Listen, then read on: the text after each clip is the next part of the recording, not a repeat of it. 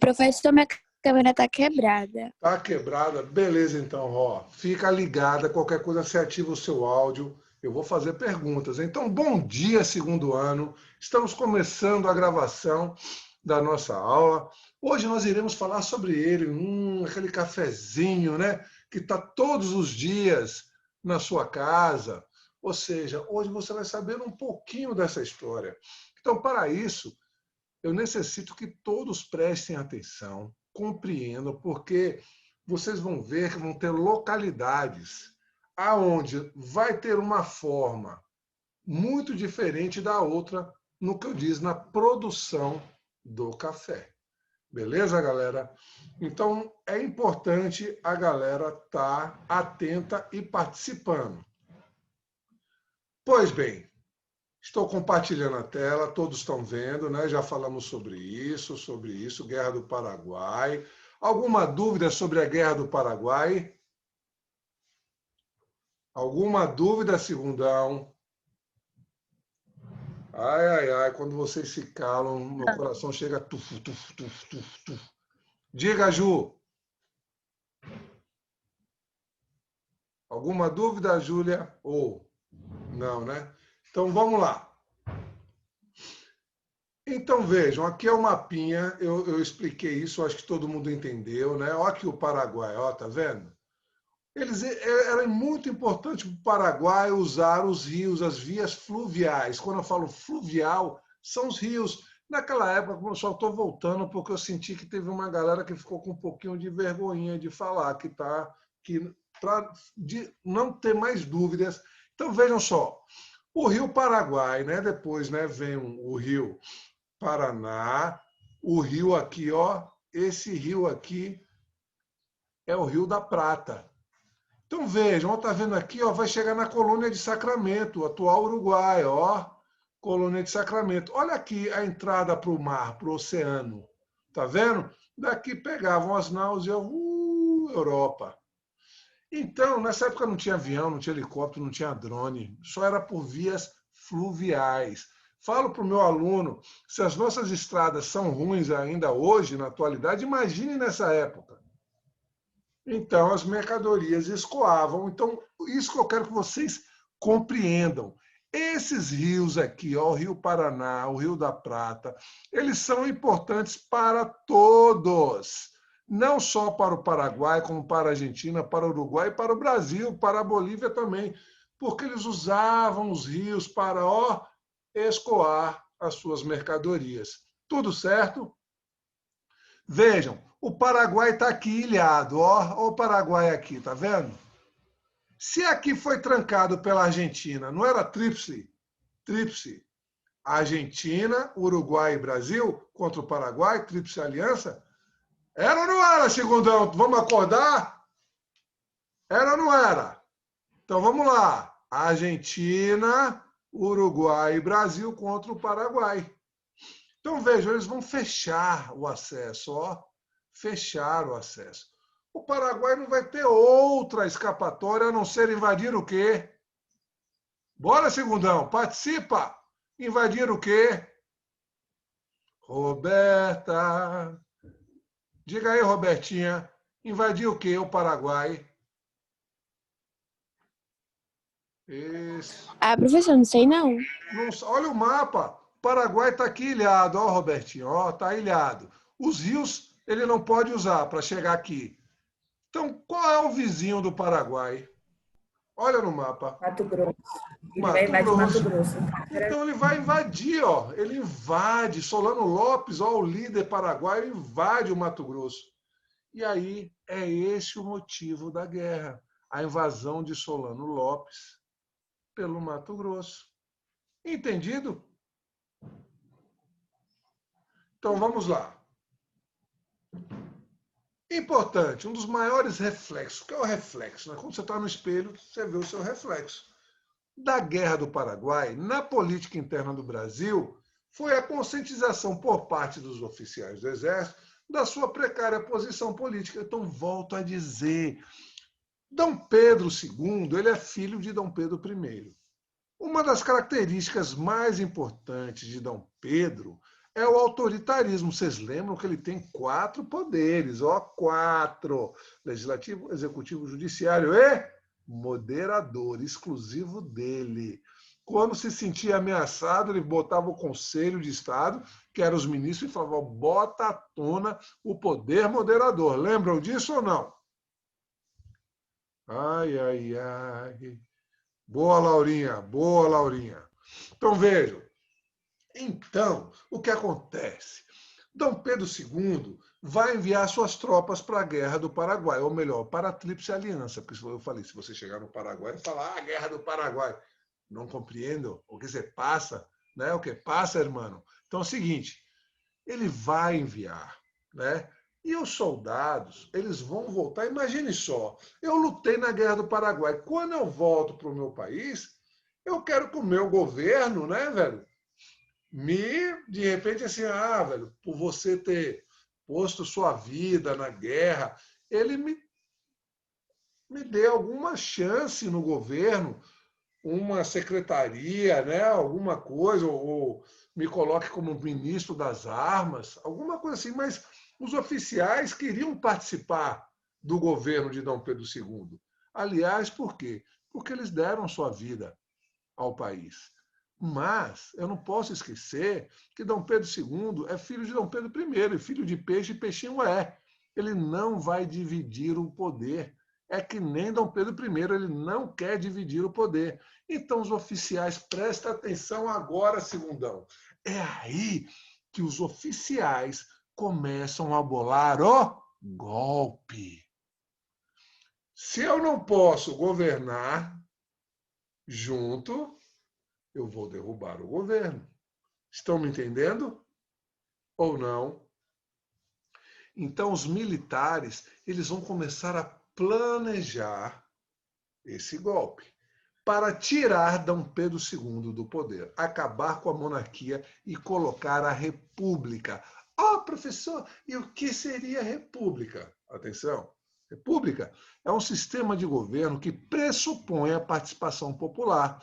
E ele é dividido, não é que nem a monarquia, ele é dividido em 3 poderes: executivo, legislativo e judiciário, como nós temos aqui no Brasil, uma república, né, federativa, presidencialista, onde temos o presidente, mas temos o quê? O legislativo e temos o judiciário, que julga, concorda comigo? Presidente é o executivo, legislativo é quem faz as leis e judiciário é quem julga, que é o Supremo Tribunal. Entendido isso, galera? Pois bem, agora chegamos no cafezinho de cada dia. É isso, ó. É aquele cafezinho quentinho. Então, a Europa, ou melhor dizendo, o mundo se industrializava. Vocês viram isso comigo no aulão. Opa, tem 2 pessoas aqui, deixa eu ver. Pronto. Então, vejam. O mundo se industrializava. Vocês viram comigo na aula, né, que o que aconteceu? Na primeira Revolução Industrial, só ficou aonde? Na Inglaterra. Já na segunda, foi para outros países e outros continentes. Então, vejam, cidades como Londres e Paris se tornavam metrópoles, ou seja, né, se expandiam, se desenvolviam, enquanto as cidades brasileiras eram consideradas atrasadas e viviam às custas da exportação da matéria-prima. Sim, matéria-prima, já falamos muito disso, não é isso? E de produtos considerados supérfluos. Então eu falo a você, Laurinha, Júlia, Letícia, todos que estão aqui, João Vitor, me diga uma coisa.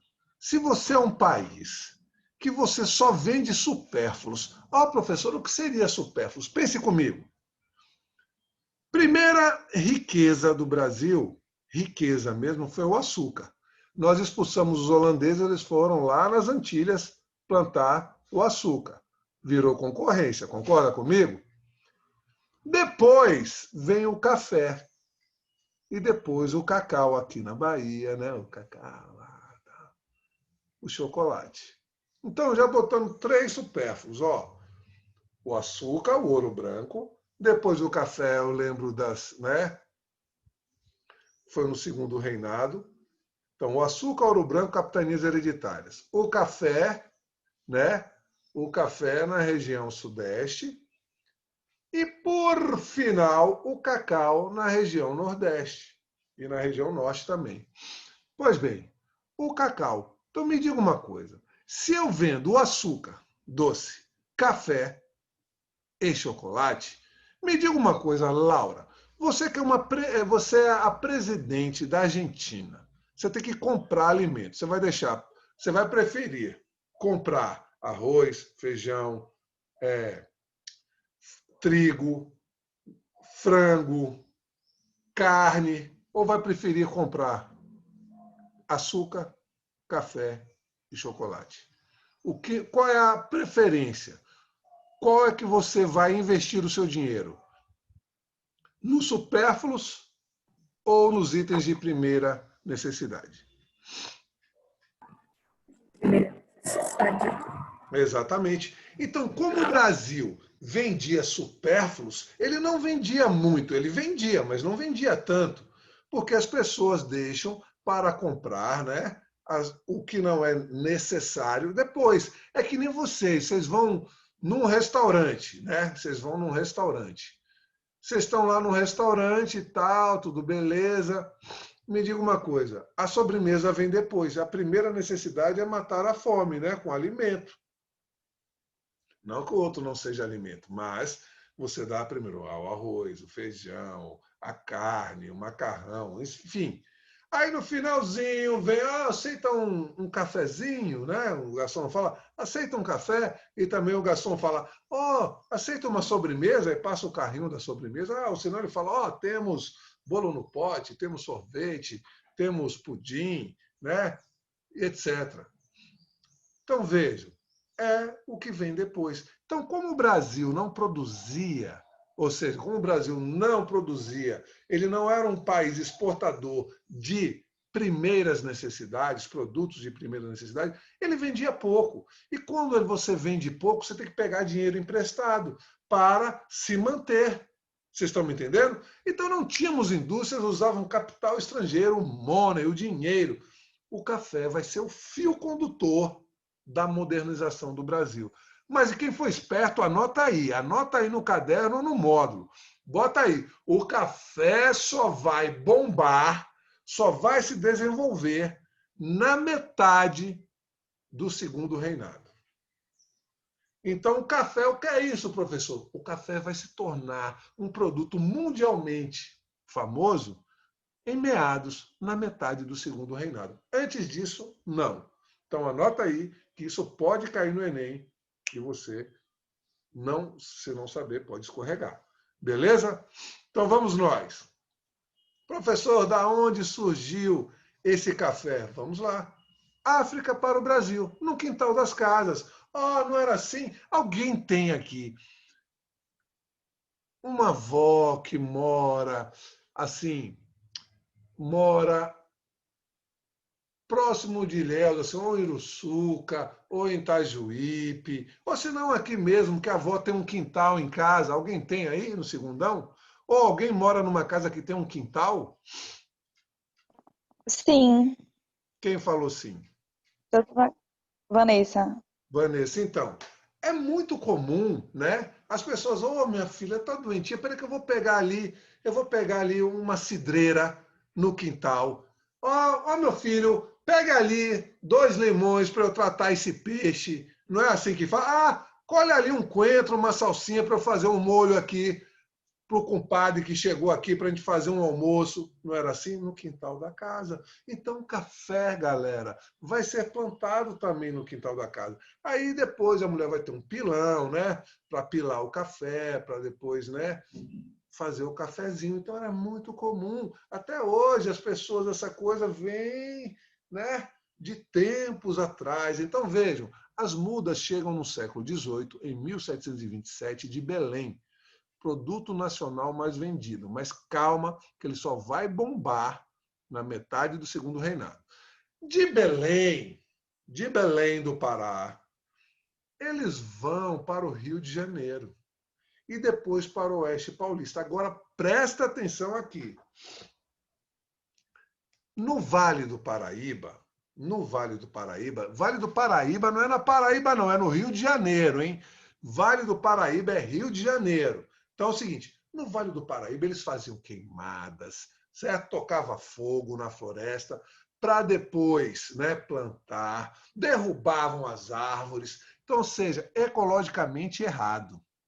Me diga uma coisa, se eu faço queimada, derrubo as árvores, etc e tal, quando eu planto o café, o solo vai estar produtivo, nutritivo para a minha plantação ou vai estar desgastado? Desgastado. Muito bem. Aí sim! Agora chegou ele, Spider-Man. Ou seja, João Vitor, com toda a sua força, o solo vai estar desgastado, galera. Então veja que no Vale do Paraíba, eles têm uma produção arcaica, antiga, ultrapassada. Já no Oeste Paulista, Oeste de São Paulo, já é diferente. Já é diferente. Vocês verão comigo que no Oeste Paulista, a terra é tão nutritiva, mas tão nutritiva, que é a terra roxa. Roxa. Então lá, vejam, presta atenção. Enquanto no Vale do Paraíba desmatavam, faziam queimadas e a mão de obra era escrava, já no Oeste Paulista, ou melhor dizendo, no Oeste de São Paulo, eles respeitavam a natureza, né? A terra era tão nutritiva que era roxa e a mão de obra era, ó, atenção aqui na tela, assalariada. Ó, professor, mas por que? Calma que eu vou falar. Bom, produtos como o cacau, o açúcar, o algodão, o tabaco, o couro e a borracha eram exportados. Porém, é o café que a modernização e o progresso do império é com o café. O café que vai ser o fio condutor da nossa modernização. Atenção! O retorno financeiro com as vendas do café foi tão positivo, nacionalmente eu estou falando. Então, peraí, como Dom Pedro I. Ah, professor, mas você falou que só vai bombar em metade. Sim, só vai bombar na metade do segundo reinado. Mas o café, ele foi engatinhando, que nem um bebê. Antes de andar, ele não engatinha? Então, o café foi engatinhando, foi fazendo um comércio. Isso que é o cafezinho, o cafezinho. Então, vejam, o café ele foi trazendo lucros para a monarquia brasileira, para Dom Pedro I, que ele vai pedir para colocar ramos de café no escudo das armas do Império. Mas, preste atenção, isso foi logo no início. O café só vai bombar, só vai se desenvolver na metade do segundo reinado. Beleza? Então vejam aqui. Escudo das armas, estão vendo aqui? Olha o escudo das armas do Império. Olha os ramos de café aqui, ó. Então o café já vinha engatinhando, já vinha trazendo um lucrinho. Presta atenção. Mas somente, então, ó, quem for esperto, anota aí, hein? Mas somente em meados ou na metade do século XIX, caiu no gosto dos estrangeiros, gerando grandes lucros para os fazendeiros. Ó, café, ó, café. 60%, segundão, 60% de todo o café do mundo era de origem brasileira. Então vejam, caraca, 60% do café que corria no mundo era brasileiro. Então era muita grana, muita plata, muito money.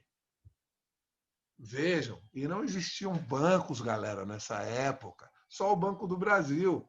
Então me diga uma coisa, João Vitor, que morava, tinha uma fazenda de café, né? Lá no interior, no Oeste Paulista, ganhando muito dinheiro, onde ele ia guardar esse dinheiro?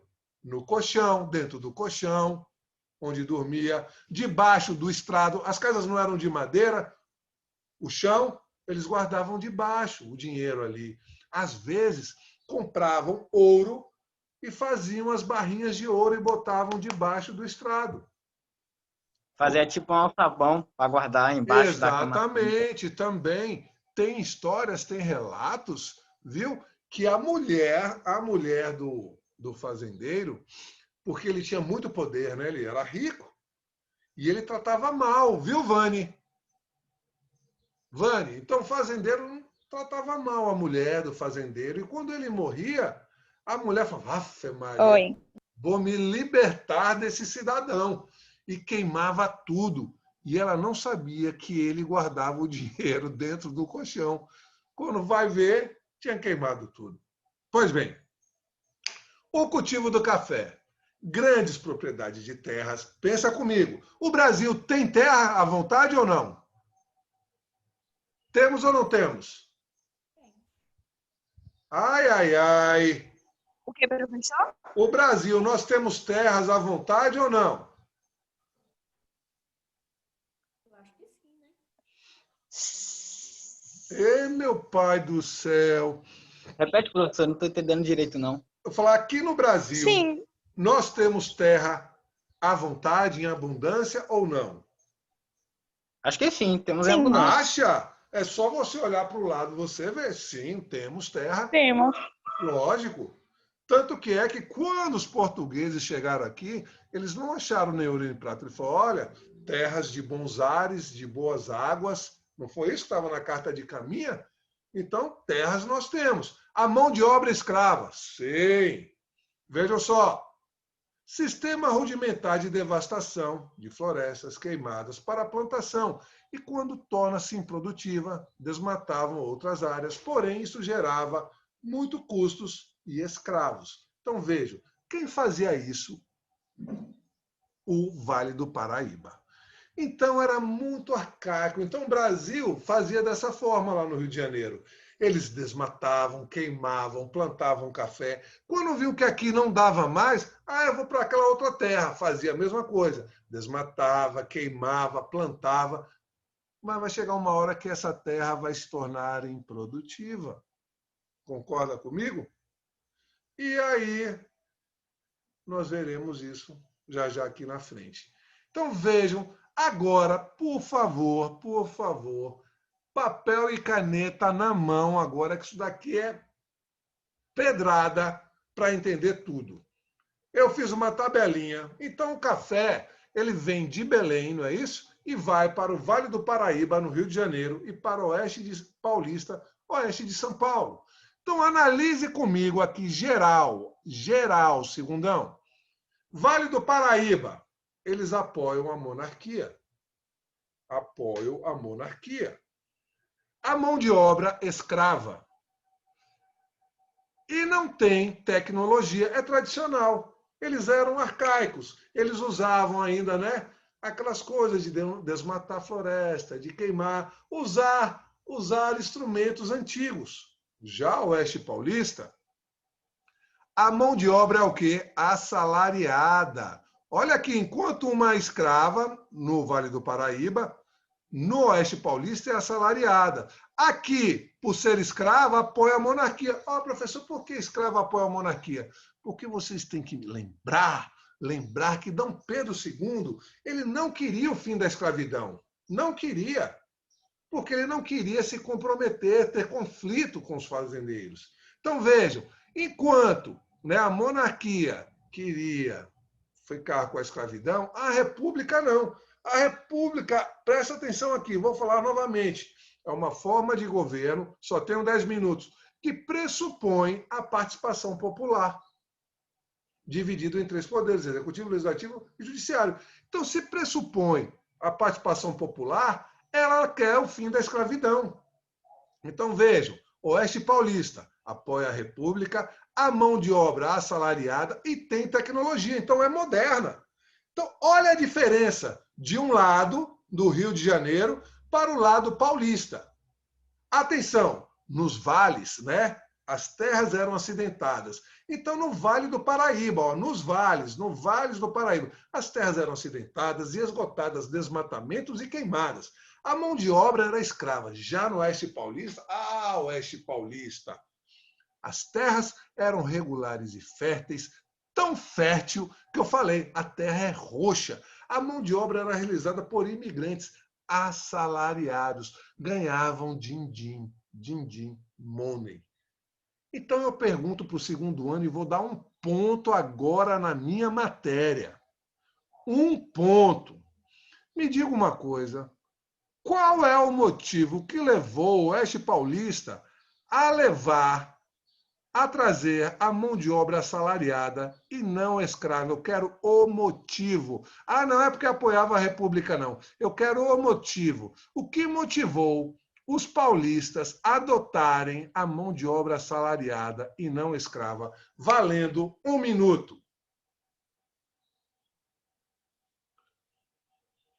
Bora, João Vitor. Bora, Vanessa. Bora, Roberta. Bora, Letícia. Ou melhor, Letícias.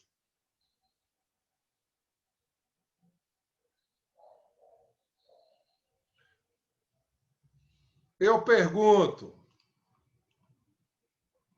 Vou dar um exemplo aqui.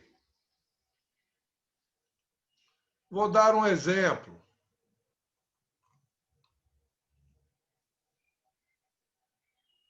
Cadê você, Alexandre, Júlia Gabriele, Thaís, Muniz, Cauã, cadê vocês? Vamos dizer que João Vitor é do Oeste Paulista e Vanessa Loureiro, é do Vale do Paraíba. Então, Vani, ela tem a mão de obra escrava, ela apoia a monarquia. E já João Vitor, né, apoia a República. E ele tem, na sua fazenda, a mão de obra assalariada. Eu quero saber por quê. O que é que motivou o Oeste Paulista a ter a mão de obra assalariada? 1 ponto agora na minha matéria. Tem a ver com a Inglaterra, que a Inglaterra queria acabar com a escravidão porque das relações comerciais dela e, Bom, tipo, isso bom. Pode ter a ver um pouquinho mais para frente, mas agora, nesse momento, eu quero saber por que os paulistas vão colocar a mão de obra assalariada em vez do que a mão de obra escrava. Galera, pensa um pouquinho. De um lado, o Vale do Paraíba, atrasado, antigo, lá no Rio de Janeiro, desmatavam, queimavam, né? A mão de obra escrava. Do outro lado, lá em São Paulo, ou melhor dizendo, no oeste de São Paulo, eles tinham, né, tecnologias, eles preferiram colocar mão de obra assalariada, porque pensa, 1 ponto na minha matéria. Que dava menos trabalho, professor. Menos trabalho? Se trabalho é trabalho, não existe menos trabalho com mão de obra. Não, menos Professor, trabalho para ele. Não é isso, hein? Moisés, É reflita. porque eles meio que tinham a ideia de que aconteceria a abolição da escravatura. Aí eles precisavam achar uma. Como é, Vani? Como é, Vani? Tipo, eles precisavam achar um substituto, porque eles deduziram que aconteceria a abolição da escravatura, porque em 1888, que é um pouco depois. Lógico que não, Vani. Vani, pensa aqui como galera, pensa. Me diga uma coisa, por que eu, paulista, vou dar preferência à mão de obra assalariada do que escrava? Pensa, se fosse você, pensa, galera, quando vocês vão fazer algum comércio, o que é que vocês dão prioridades? Moisés, eu só quis dizer para você o seguinte, Moisés, trabalho é trabalho. O trabalho é tanto assalariado quanto escravo. Não deixa de ser trabalho. O trabalho é o mesmo. Agora, o que você quis dizer é só você pensar. Eu estou compreendendo o que você quis falar. Mas, Moisés, reflita e pense e fale. 1 ponto. André? Oi, estou ouvindo. Mas eu não falei lá não, velho. Então, alguém que falou aí, não, porque o trabalho é maior. Foi eu não. Ah, pô, Moisés tem a voz, sabe de quem, Laurinha? Professor, Fala, Laurinha. De seu Jorge. se Papo os cabeleireiro. paulistas eles Fala. apoiavam a República, certo? Certo. E se eles estivessem apoiando a questão dos escravos ainda, eles estariam não apoiando a República, estariam apoiando a monarquia, não seria isso? Tipo, Exato. Não, mas eu quero saber por centralizando o quê. poder no império, né? Me diga uma coisa. Por quê? Por quê? Pensa você como fazendeira. Cada um pensa como fazendeiro. Se você fosse um fazendeiro, quais seriam suas prioridades? E aqui, para meu aluno não esquecer jamais, never, Oeste Paulista, Oeste de São Paulo. Vale do Paraíba, Rio de Janeiro. Eu não venho para cá não, hein? É Rio de Janeiro. Beleza? Me diga uma coisa. Vocês conhecem o Carrefour? Já ouviram falar do supermercado Carrefour? Alguém sabe qual é o slogan do Carrefour? Sim. Coloca aí no Google, 2 minutos e 50 eu tenho só. Coloca aí no Google, qual é o slogan do Carrefour?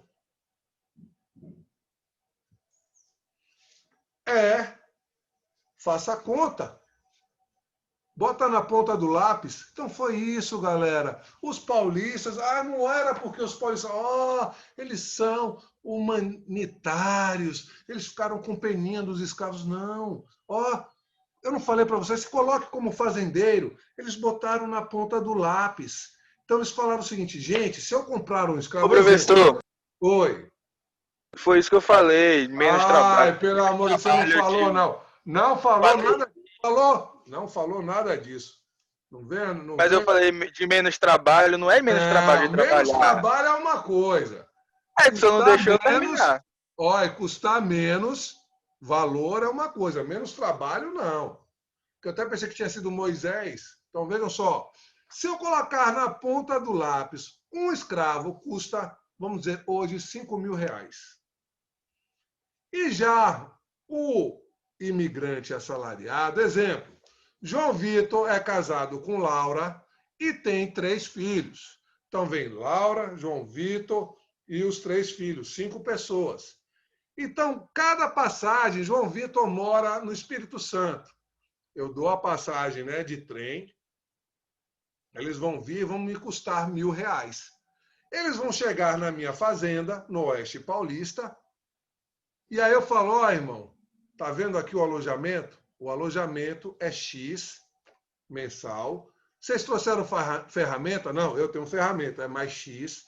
Eu tenho uma venda aqui na fazenda. Era muito comum ter vendas na fazenda para que os fazendeiros ganhassem, o trabalhador não precisava ir na cidade.